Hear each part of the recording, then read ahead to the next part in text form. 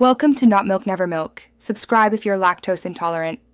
You already have the document open, so place your cursor where page numbering should start, not on a blank spot you won't use. Next, go to Insert, choose Page Number, then pick Top or Bottom and a style.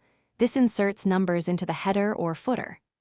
Once done, click Edit Header/Footer to fine-tune alignment and spacing so numbers don't collide with margins. This direct approach gets numbering visible immediately and lets you adjust without extra menus slowing you down. Now control the how. Open page number format to choose numerals, Roman, or letters and set Start at to a specific value. This matters for prefatory pages. If you need different numbering later, insert a section break, next page, where the new sequence begins.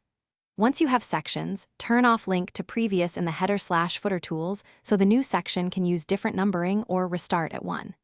This lets you mix title pages, Roman numerals, and Arabic numbers cleanly. Finish by deciding if the first page should be numbered. Check Different First Page to hide the number on a title sheet. Then close Header/Footer to see numbering across the document and use Print Preview to confirm pagination. If numbers look off, press F9 to update fields or save and reopen. One key troubleshooting tip: if numbering is incorrect, inspect section breaks and ensure link to previous is disabled where you intended a change. Thanks for watching. If this was helpful, leave a like and consider subscribing. See you next time.